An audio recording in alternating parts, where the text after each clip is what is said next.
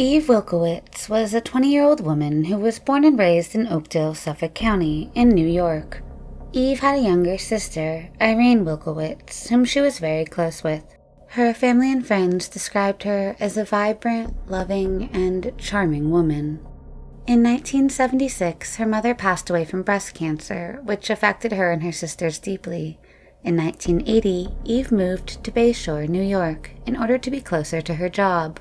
She worked as a secretary at Macmillan Publishing in Manhattan, New York City. In February 1980, she met Jack Dempsey, who is an aspiring writer. They would soon start dating. On the evening of March 21st, 1980, Eve went out to watch a movie with Jack. They returned to Jack's apartment sometime before midnight. Eve was extremely tired, so she decided to take a quick nap and asked her boyfriend to wake her up in time to catch the last Long Island Railroad train home. Her boyfriend asked her to stay the night, but Eve insisted that she needed to go back to her apartment, as she needed to take care of some personal work the next day. Jack woke her up and dropped her off at Penn Station in Manhattan. Eve took the last railroad train back to her home in Bayshore. However, she never made it back to her home. 3 days later, on March 25, 1980, a woman discovered Eve's body near the train station in Bayshore. An autopsy revealed that she had been bound, sexually assaulted, and strangled to death with a rope. Police believed that she had been held captive for 3 days before she was killed. Her body had been dumped in the backyard of a house not far from her own home. Her shoes, pocketbook, and coat were missing. The police interviewed family and friends. Her boyfriend was suspected, but was quickly ruled out. Police questioned people around the crime scene, but no one had noticed anything suspicious. Police were able to collect DNA samples from the crime scene, and over the years the DNA was uploaded to various DNA databases, but no matches could be found. With no leads and no suspects, the case would eventually go cold. For years, Eve's younger sister, Irene Wilkowitz, had become the last advocate for Eve after her father died in 2010. Irene would regularly contact the detectives, hoping to keep the case alive and trying to find any updates. Then, in 2018, Irene's son learned about the new investigative technique, genetic genealogy, used to catch the Golden State Killer.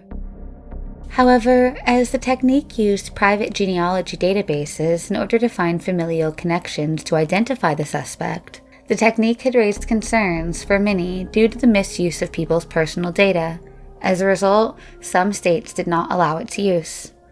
In January of 2019, Irene contacted police and asked them to use the technique in her sister's case, but was told that New York did not allow the use of this technique. But investigators were able to find a workaround. The FBI had investigated the case in 1980 and were under no such restrictions. The detectives sent the DNA from the semen sample collected from the crime scene to the FBI, and in July of 2021, with the help of genetic genealogy, they were able to find a distant relative. Soon, they narrowed it down to one suspect, Herbert Rice. However, they could not question him as he had already died. He had died in 1991 from cancer. Detectives then tracked down his son, who voluntarily gave a DNA sample. Detectives soon confirmed that Herbert Rice had been the killer. At the time of the murder, Herbert had lived close to the crime scene.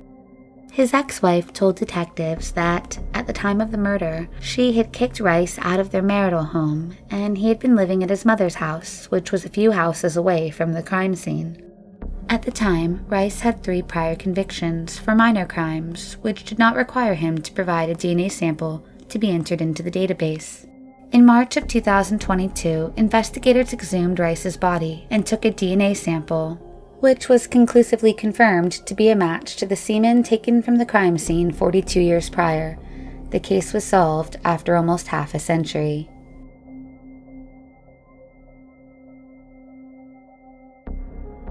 Lisa Fracassi was a 37-year-old woman living at Waikiki apartment along 415 Naua Street, Honolulu, Hawaii.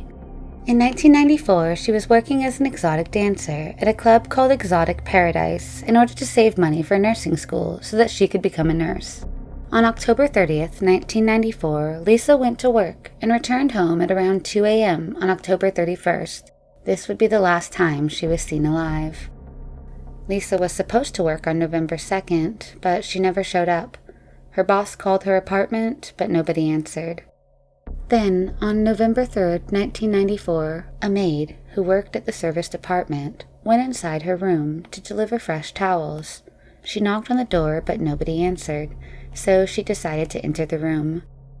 There had been a Do Not Disturb sign on the front door, but it had been there since October 31st. Upon entering the room, the maid discovered the body of Lisa. She had been strangled to death with a phone cord. Her mouth had been stuffed with a bedsheet. Police discovered a cigarette butt and a condom in her room.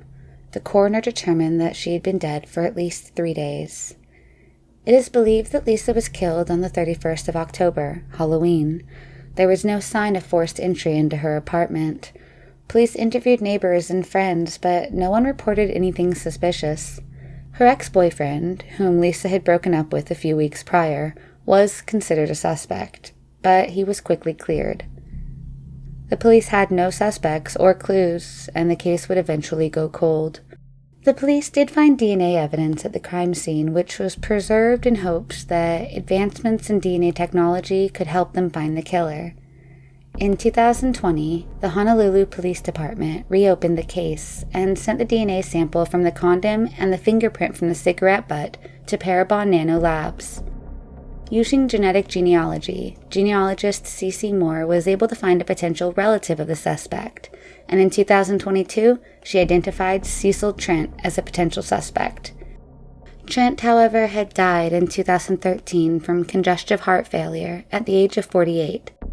Police then matched the fingerprints found at the crime scene to the fingerprint record taken from Cecil Trent after his death, and it was a perfect match. Trent was 29 years old at the time of the murder and was never considered a suspect in the case. Even though Trent was not able to be charged, the case was considered solved after 28 years.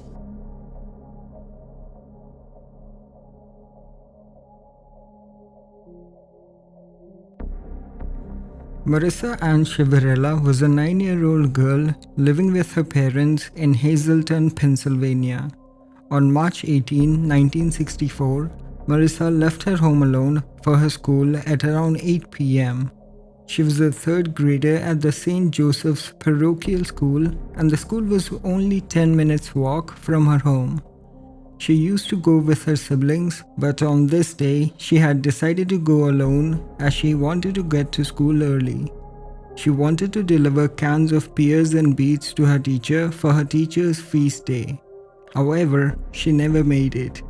She was last seen alive at around 8:10 a.m. walking east on West 4th Street.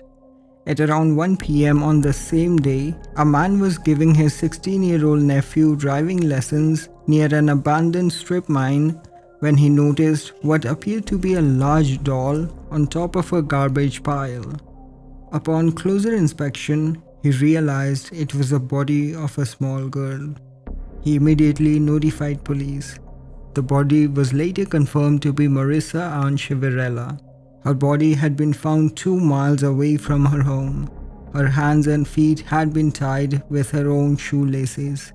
An autopsy revealed she had been sexually assaulted and strangled to death. Her clothes and the canned foods were found at the crime scene. Police questioned family and friends. They also interviewed a priest who had been suspected in a murder of another girl in Bristol, Pennsylvania, and a local exhibitionist who committed suicide shortly after he was asked to give a polygraph test. Police interviewed numerous suspects over the years, but none were ever charged. The case would eventually go cold. In 2007, DNA sample found at the crime scene was submitted to the Pennsylvania State Laboratory and a suspect's DNA profile was made. The DNA profile was entered into CODIS, but no matches could be found. In 2018, with the help of Parabon Nano Labs, a forensic sketch of the potential suspect was made using the DNA found at the crime scene. The photos showed how the suspect may have looked like at the age of 25, 40, and 60. The police released the photos to the general public, hoping to find any leads, but to no avail. Then, in 2019, the DNA sample was entered into genealogy databases and found a match to a very distant relative of the suspect. However, the investigators had no idea about the suspect's identity. Then, in 2020, genealogist Eric Schubert, an 18-year-old college student, reached out to the police and offered his help free of charge. Eric had a special set of skills of drawing and tracing family trees to find matches. He had previously helped police in several cases. The police agreed and Eric got to work. The next few months, Eric worked tirelessly and provided names of relatives who were scattered throughout the country. The police collected DNA from the relatives and matched it with the DNA found at the crime scene. Soon, they zeroed in on a local bartender named James Fort. However, they found out that Fort had died in 1980 at the age of 38. In January 2022, his body was exhumed and a DNA sample was taken. On February 3, 2022, a DNA test confirmed his DNA matched to the DNA found at the crime scene. At the time of the murder, Fort was 22 years old and lived 6 to 7 blocks away from Marissa. Fort worked as a bartender and bar supply salesman in Hazleton. He was never married and had no children. Fort was arrested for sexual assault in an unrelated crime in 1974, 10 years after Marissa's murder. However, he was given a plea bargain for aggravated assault and sentenced to 1 year on probation. 4 years later, he was again arrested and charged with reckless endangering another person and harassment. Police said they have no further details about this arrest. Fort died in 1980 of natural causes, possibly a heart attack in the bar he worked. Marissa's siblings thanked the investigators and Eric for solving the case and bringing some form of closure to the family.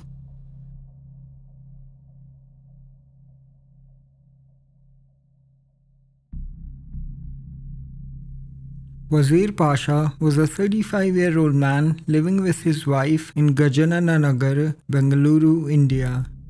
In early May 2015, Pasha's wife reported him missing after he failed to return home after work. On May 16, 2015, a body would be found in Sumandapalli, Anantapur, Andhra Pradesh. Police were unable to identify him as there was no identification on him. With little to no leads, both cases remained unsolved for next few years. Then, in 2022, Deputy Commissioner of Police came across the missing person case of Wazir Pasha and ordered a fresh probe into the case. The police questioned friends and relatives.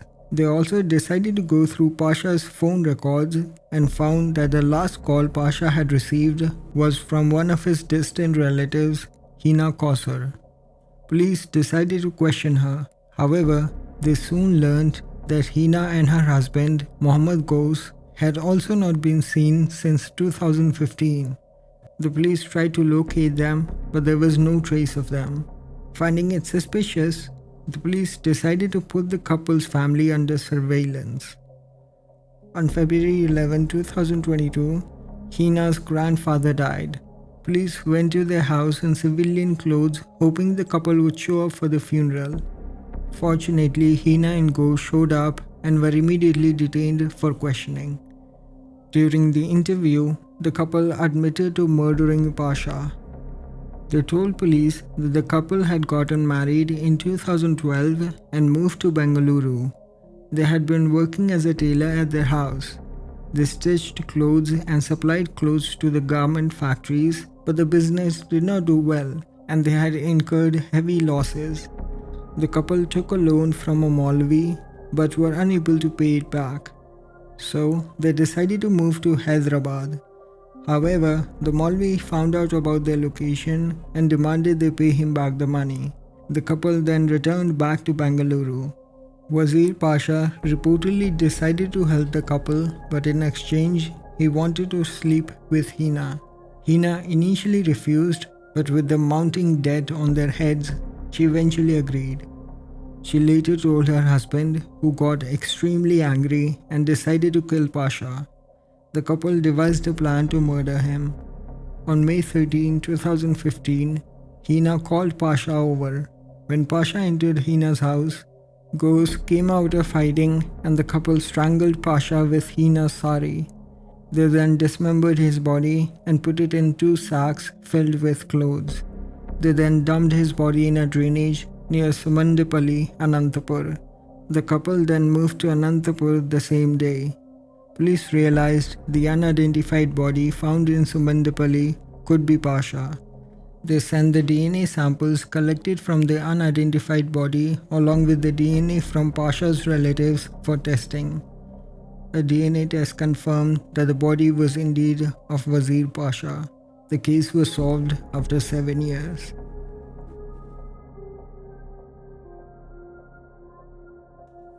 On June 3, 1993, a truck driver discovered a body of a woman on westbound Pacheco Pass Highway in Gilroy, California, after he had stopped to relieve himself.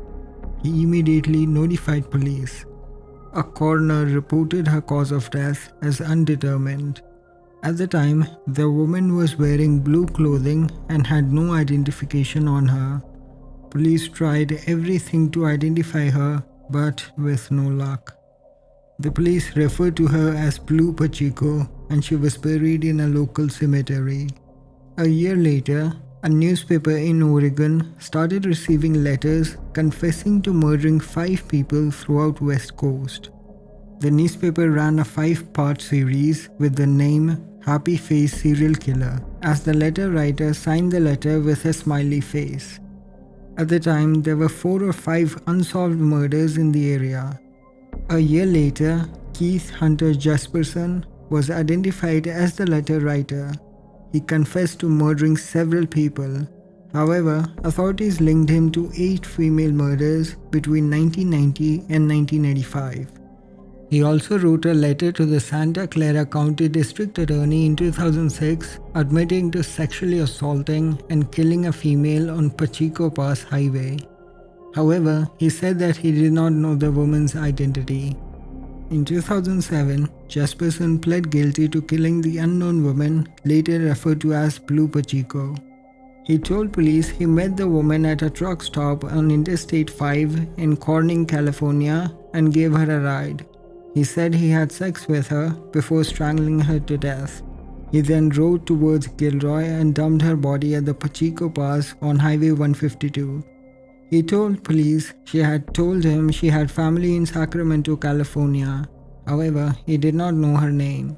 Jesperson was sentenced to life in prison for multiple homicides, with no possibility of a parole. Even though the woman's killer was behind bars, police had no idea about the victim's identity. In 2019, police reopened the case and contacted DNA Doe Project for their help in identifying the victim. The DNA Doe Project used genetic genealogy to create a DNA profile of the victim and entered it into the GED match.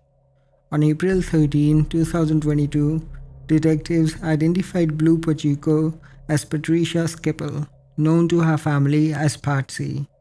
Patricia was a mother and a long-time resident of Colton, Oregon. Patricia was 45 years old at the time of her death. No other information has been released to the public. The case was solved after 29 years.